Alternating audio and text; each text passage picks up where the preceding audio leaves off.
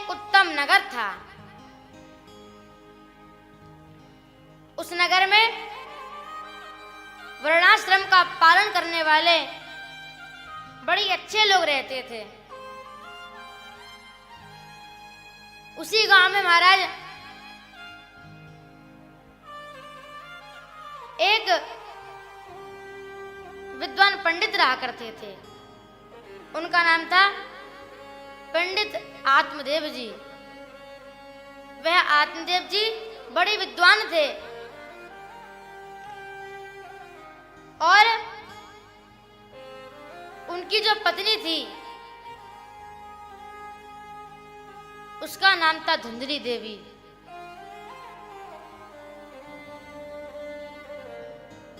और महाराज जैसा उसका नाम था वैसा ही उसका काम था। कैसे? जब महाराज पंडित जी पूजा पाठ कराने के लिए बाहर चले जाते तो श्रीमती जी का साम्राज्य पूरे दिन चलता और जब पंडित जी आते तो ऐसे हाथ जोड़कर खड़ी हो जाती जैसे मानो माता अनुसुईया के बाद इन्हीं का नंबर है। और जब वह बोलती, जब उनके मुख से कोई शब्द निकलता तो मानो किसी ने मिर्च छिड़क दी हो। तो महाराज भगवान की कृपा से उनके घर में कोई भी कमी नहीं थी, लेकिन उनके घर में एक संतान की कमी थी। उनके यहाँ संतान नहीं थी। उनके यहाँ पर एक गाय भी थी, वो भी निसंतान थी। और एक तुलसी का पौधा था, वो भी हमेशा मुरझाया हुआ रहता था। यह सब देख कर के महाराज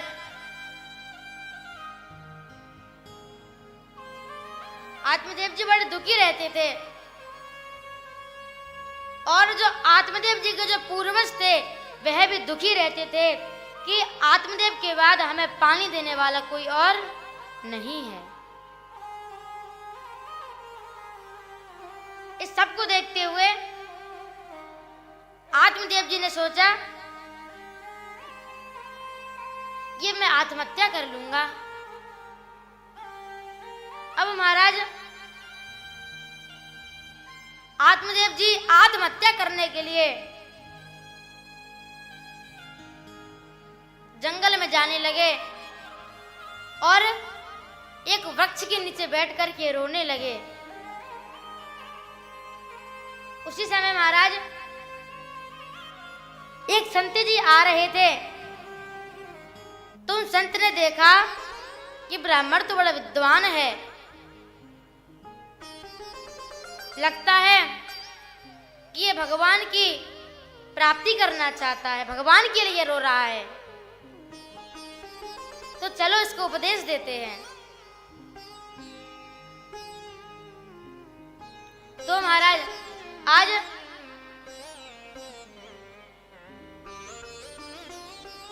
वह संत जी आए और आत्मदेव जी पूछने लगे, हे आत्मदेव जी, हे पंडित जी,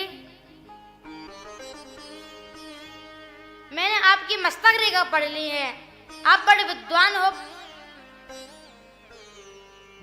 पर आप रो क्यों रहे हो? तो आत्मदेव जी ने कहा कि भगवान की कृपा से सब कुछ है पर पुत्र नहीं है।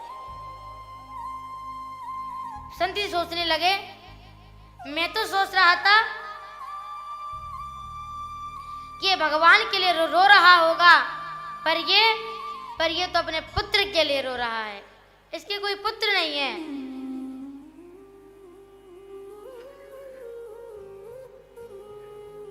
संत जी ने उपदेश दिया, मुंचा ज्ञानम प्रजारूपम बलिष्ठा कर्मणो गति विवेकम तु समाज साध्य त्यज संसार वासनाम। इस संसार की सभी वासना को त्याग दो, भगवान के भजन में लग जाओ, तुम्हारा कल्याण हो जाएगा। तो आपको बताएं कि जैसे ही आत्मदेव जी ने ये बात सुनी तो वह और जोर से रोने लगे और कहने लगे, हे संत जी, आप आए हो, मेरी चिंता का नाश नहीं हुआ, आपके चरणों में सिर पटक पटक कर मर जाऊंगा, आपको ब्रह्महत्या लग जाएगी। तो महाराज क्या हुआ? संत जी ने सोचा, ये पुत्र के विलाप में रो रहा है और यदि इसने प्राण को त्याग दिया तो मुझे अनायास ही ब्रह्महत्या लग जाएगी।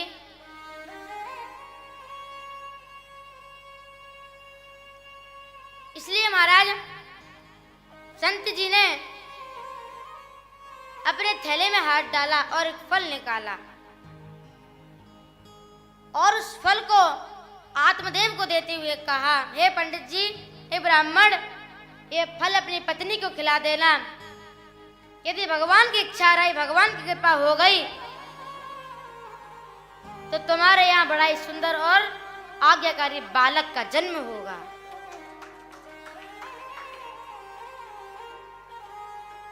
आज पंडित जी ने जैसे यह बात सुनी तो उनकी खुशी का ठिकाना ना रहा और वह वापस घर आने लगे। तो पंडित जी से संत जी बोले, हे पंडित जी, एक मिनट ठहरिए, इसके कुछ नियम भी हैं। तो कहा, कौन से नियम है बताइए? मुझे तो एक पुत्र चाहिए। तो कहा, सत्यम शौचम दया दानम एक भक्तम तु भोजनम, कि 1 वर्ष तक सत्य ही बोलना है, दान पुण्य करना है और भगवान का गुणगान गाना है, भगवान का भजन करना है। पंडित जी चले और घर आकर के फल पत्नी को दिया और पत्नी से कहने लगे, हे देवी, आप ये फल खा लो, संत का दिया हुआ प्रसाद है, आपके पुत्र हो जाएगा। लोग कहते हैं कि जिसके घर संतान नहीं होती वह पुन्ना नामक नरक में जाता है।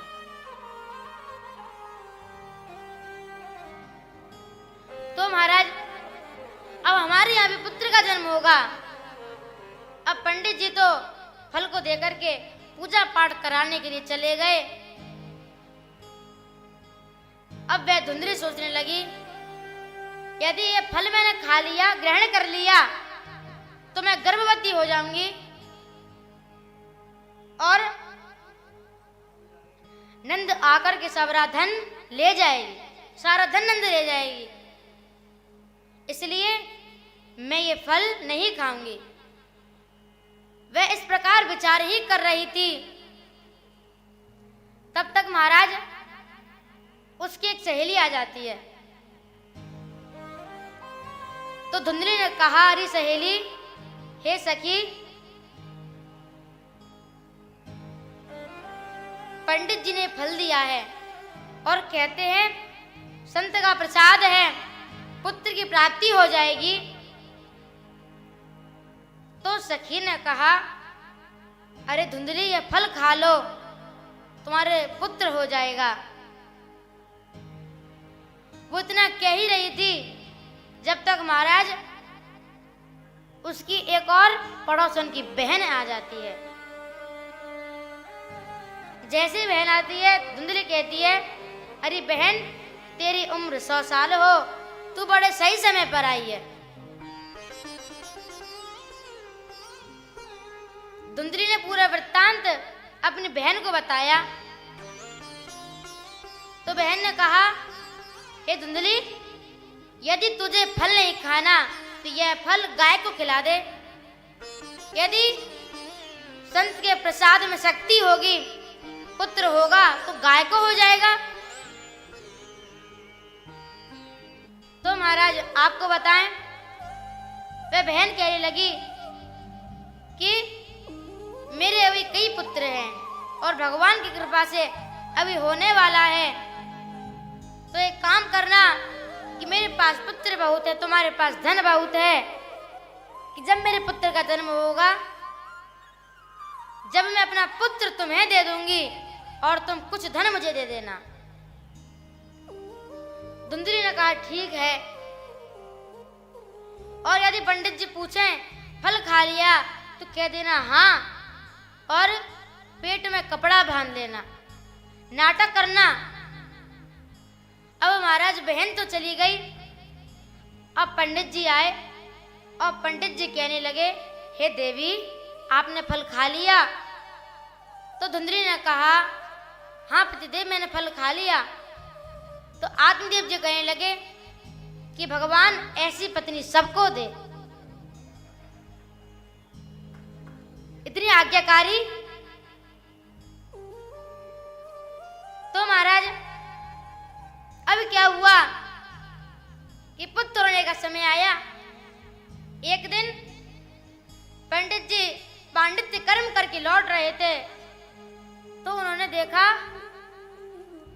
कि उनके द्वार के आगे शहनाइयां बज रही हैं। तो उन्होंने लोगों से पूछा, अरे भैया ये क्या हो रहा है? तो गांव के लोगों ने बताया, आपके घर पुत्र का जन्म हुआ है। अब तो महाराज पंडित जी का खुशी का ठिकाना ना रहा।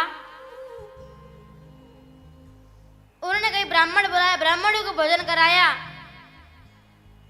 कुछ समय बीता। एक दिन आत्मदेव जी गाय की सेवा के लिए जा रहे थे, तो उन्होंने क्या देखा कि गाय ने भी एक पुत्र को जन्म दिया है।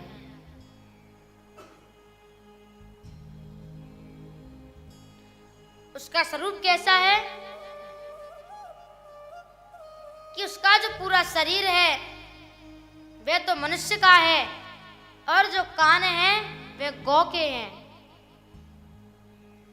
उसी समय महाराज पंडित आत्मदेव जी ने उसका नाम गोकर्ण रख दिया। बोलिए गोकर्ण जी महाराज की जय। नाम गोकर्ण रख दिया है। और जैसे ही धुंधली ने आत्मदेव जी की गोद में एक बालक देखा और उसे गोकर्ण पुकारते हुए देखा, तो वह आग बबूला हो गई और कहने लगी, हे पतिदेव इस पुत्र का जन्म अभी हुआ है, इसका नामकरण हो गया, और मेरे पुत्र का अभी तक नामकरण नहीं हुआ। मैं आज ही ब्राह्मणों को बुलाऊंगी और अपने पुत्र का नामकरण करूंगी। आज धुंधली गई, ब्राह्मणों को बुला करके लाई। ब्राह्मण आए, आत्मदेव जी महाराज वहीं पर खड़े हो गए। आज ब्राह्मणों ने षष्ठी वादन का पाठ किया, और पाठ के बाद महाराज उन्होंने कहा कि पिता का नाम आत्मदेव है तो पुत्र का नाम परमात्मदेव होना चाहिए। और जैसे ही महाराज ये बात धुंधली ने सुनी, फिर आग बबूला हो गई। अरे ब्राह्मणों तुम्हारी मति खराब हो गई है। मैंने इस बालक को 9 महीने अपने गर्भ में रखा और नाम पिता के नाम पर। तो ब्राह्मणों ने कहा, देवी आप बताइए। तो धुंधली ने कहा, मेरा नाम धुंधली है, मेरे पुत्र का नाम धुंधकारी होगा। पंडित जी ने कहा, देवी जैसी आपकी इच्छा, आप प्रसन्न रहो, मुझे कोई आपत्ति नहीं है। अब महाराज जिस घर में एक भी संतान नहीं थी, आज उस घर में 2-2 संतानें हैं।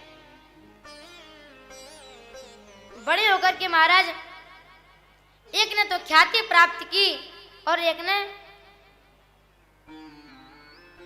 जो एक पुत्र था उनका वह दुष्ट प्रवृत्तियों में प्रवेश कर गया।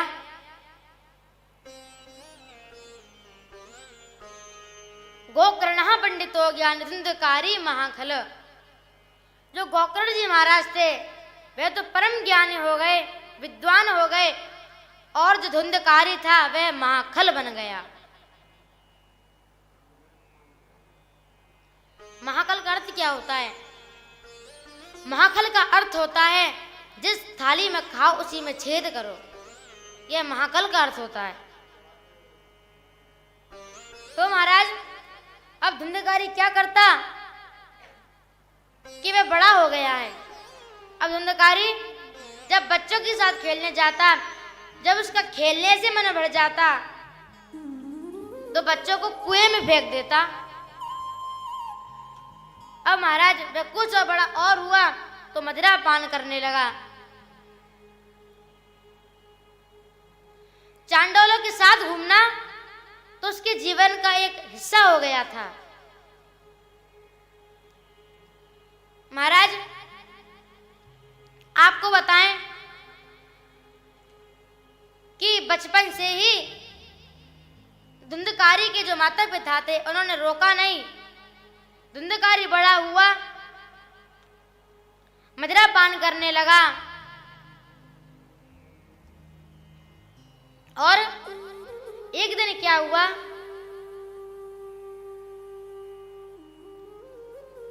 कि महाराज धुंधकारी अधिक से अधिक मदिरा का पान करके आया और अपने पिता को खरी खोटी सुनाने लगा। तो महाराज आत्मदेव जी ने इसका विरोध किया, यह गलत है। तो जैसे ही आत्मदेव जी ने विरोध किया उसी समय धुंधकारी अपने पिता को मारने लगा। आज आत्मदेव जी सोचने लगे कि कैसा पुत्र है, अपने पिता को मार रहा है। महाराज आपको बताएं, यदि जो पुत्र है वह पुत्र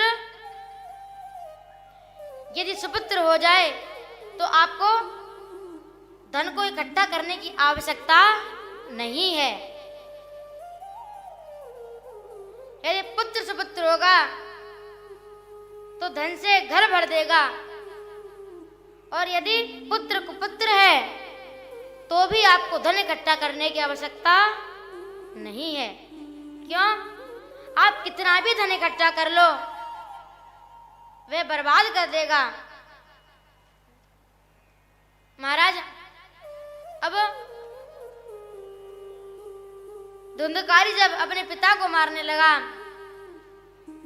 तो आत्मदेव जी ने कहा मैं घर में नहीं रहूंगा। अब महाराज वह घर से चले, घर छोड़ दिया। तो रास्ते में महाराज गोकर्ण जी मिल गए, और जब गोकर्ण जी ने अपने पिता को रोते हुए देखा तो कहा पिताजी आप क्यों रो रहे हो? तो आत्मदेव जी कहने लगे हे पुत्र, मैं जिस पुत्र के लिए दर दर भटका आज उसी पुत्र ने मुझे दर दर भटका दिया है।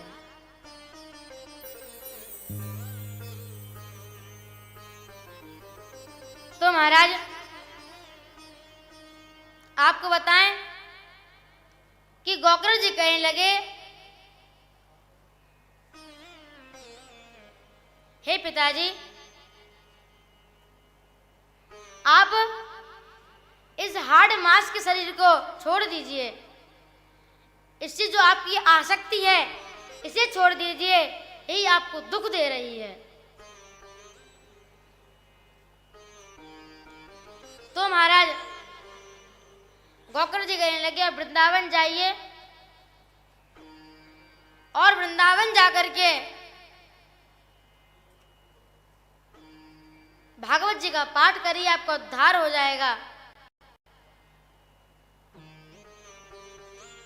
आज गोकर्ण जी की बात मान करके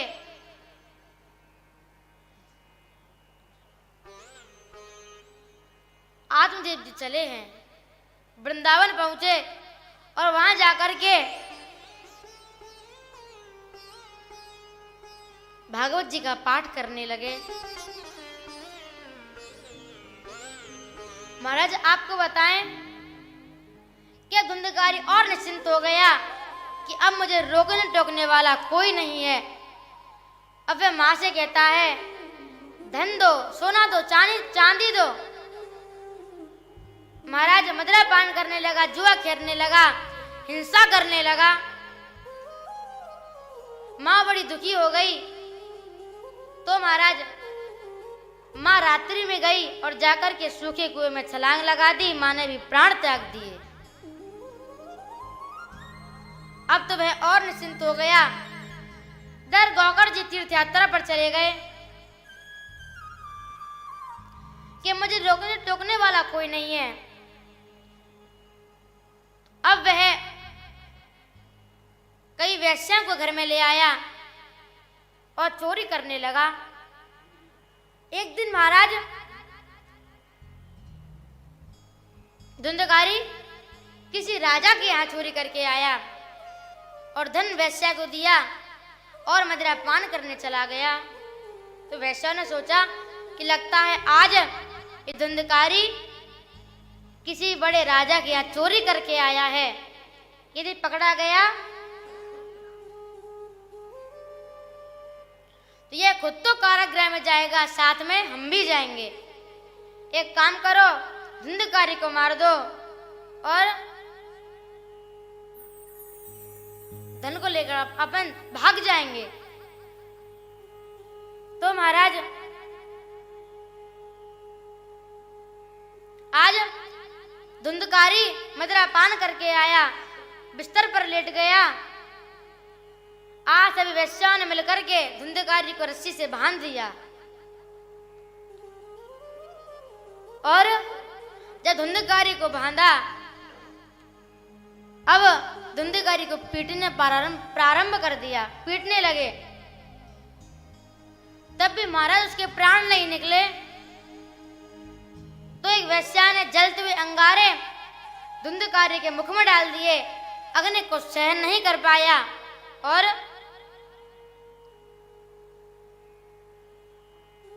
उसकी मृत्यु हो गई। मृत्यु के बाद उसको मुक्ति तो मिली नहीं, वे भयंकर प्रेत योनि में गया, प्रेत बन गया, क्योंकि उसने जीवन भर पाप किया था, वैश्यागमन किया था। तो महाराज अब वैश्या चली गई। इधर गौकर्ण जी को पता चल गया कि वैश्या ने मेरे भाई को मार दिया। तो गौकर्ण जी ने जहां जहां वो गए वहां वहां उन्होंने धुंधकारी के लिए तर्पण किया है, श्राद्ध किया। और गौकर्ण जी ने शास्त्र में पढ़ा था कि गया जी में श्राद्ध करने से बड़े प्रेत की भी मुक्ति हो जाती है। कई बार महाराज गया जी में श्राद्ध कर दिया पर धुंधकारी की मुक्ति नहीं हुई। इतना भयंकर प्रेत। अब महाराज गौकर्ण जी महाराज तीर्थ यात्रा करते करते उत्तम नगर आए और उन्हें घर में प्रवेश किया और भगवान का भजन करने लगे। उसी समय महाराज कभी घोड़े की आवाज आती, कभी सूकर की आवाज आती, कभी हाथी की आवाज आती। तो गौकर्ण जी ने कहा, तुम कौन हो? आज गौकर्ण जी ने जल को अभिमंत्रित किया और जैसे ही परछाई पर डाला तो परछाई बोल पड़ी कि अहम भ्राता तुदीयोस्मि धुंधकारीति नामतः। मैं आपका भाई धुंधकारी हूं। तो गौकर्ण जी सोचने लगे, मैंने इसके लिए गया जी में श्राद्ध किया पर इसकी मुक्ति क्यों नहीं हुई। तो गौकर्ण जी ने पूछ लिया कि धुंधकारी, मैंने आपके लिए अनेक अनेक तीर्थों में श्राद्ध किया। तो धुंधकारी ने कहा, आपने श्राद्ध किया पर मेरी मुक्ति नहीं हुई। तो महाराज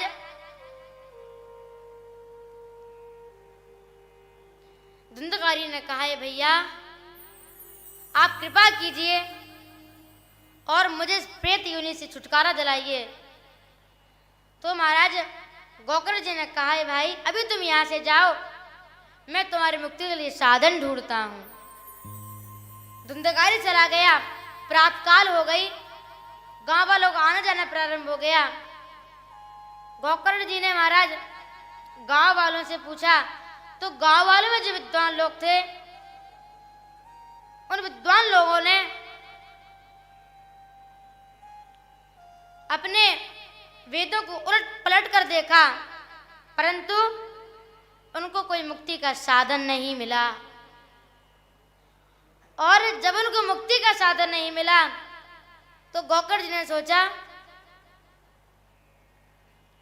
कि मेरे भाई की मुक्ति कैसे हो। तो गांव वालों ने कहा, ये तो अब भगवान सूर्य ही बता सकते हैं। महाराज क्या हुआ कि आज गोकर्ण जी ने सूर्य की गति को रोक दिया और कहा, हे भास्कर, हे भगवान सूर्य नारायण, आप कृपा कीजिए और मेरे भाई की मुक्ति के लिए कोई उपाय बताइए।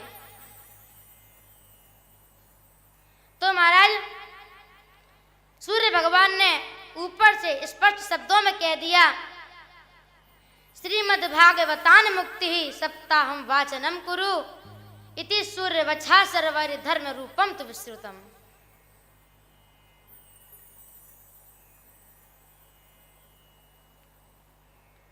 कि हे गोकर्ण जी, भागवत जी की सप्ताह कथा श्रवण कराइए, धुंधकारी को मोक्ष मिल जाएगा। तो गोकर्ण जी ने कहा, अब अपने भाई के लिए मैं स्वयं भागवत जी की कथा करूंगा। अब महाराज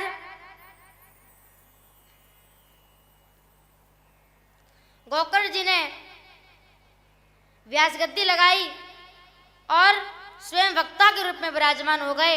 एक आसन अपने लिए बनवाया और एक आसन धुंधकारी के लिए रखवाया। और जैसे ही महाराज धुंधकारी उस आसन पर बैठता तो हवा के प्रभाव से उड़ जाता और गोकर्ण जी ने अपनी दाईं तरफ एक 7 गांठ वाला बांस गड़वाया। तो धुंधकारी ने क्या किया, वह गया उस बांस में बैठ गया, क्योंकि महाराज आपको बताएं कि जो बांस होता है उसमें वायु का प्रभाव नहीं होता है। तो महाराज भारी भीड़ हो गई, कथा प्रारंभ हो गई। आज एक चमत्कार हुआ। आज जैसे ही प्रथम दिवस की कथा संपूर्ण हुई तो पहली गांठ फट गई। आज जैसे ही महाराज सप्तम दिवस की कथा संपूर्ण होती है, 7 गांठें फट जाती हैं।